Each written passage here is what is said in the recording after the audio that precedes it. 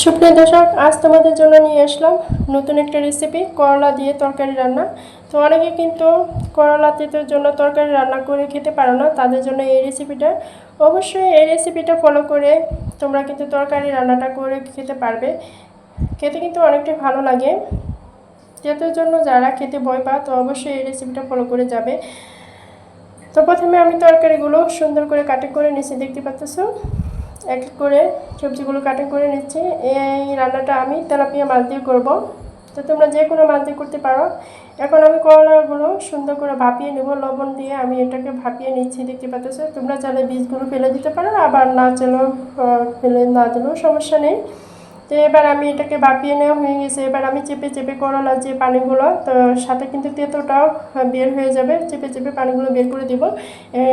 এবার আমি বাটিতে এইভাবে রেখে দিয়েছি, একটা চেপে চেপে পানি ফেলে দিয়ে। তো এবার আমি মাছগুলো সুন্দর করে ভাজি করে নিচ্ছি, দেখতে পাচ্ছ। তো এটা আমি বেশি ভাজি করবো না, যেহেতু রান্না করব।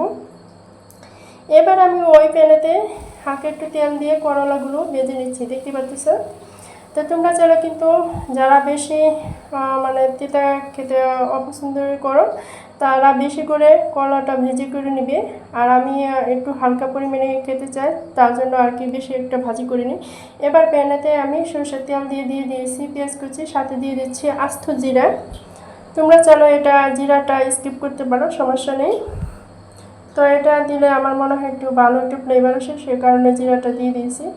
এবার আমি দিয়ে দিচ্ছি হলুদ মরিচের গুঁড়ো, ধনিয়া গুঁড়ো, আর দিয়ে দিচ্ছি চাট মশলা, সাথে দিয়ে দিচ্ছি আদা রসুনের পেস্ট, পেঁয়াজের পেস্ট।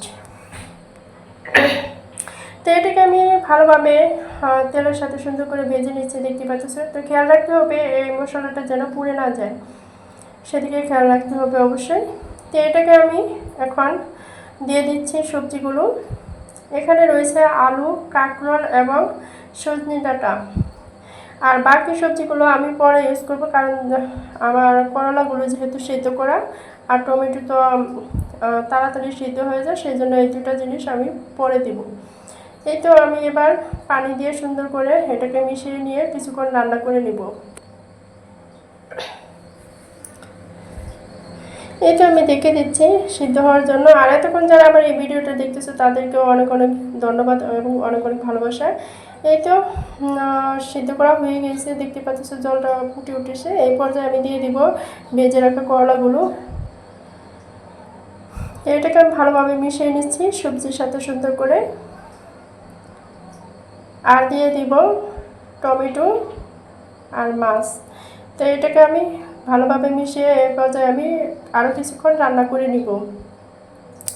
আর অবশ্যই ভিডিওটা ভালো লাগলে লাইক ও সাবস্ক্রাইব করে পাশে থাকবে, ভিডিওটা অবশ্যই শেয়ার করে দিবে। আর দেখো ফাইনাল লুক কতটা সুন্দর হয়েছে। আল্লাহ হাফেজ।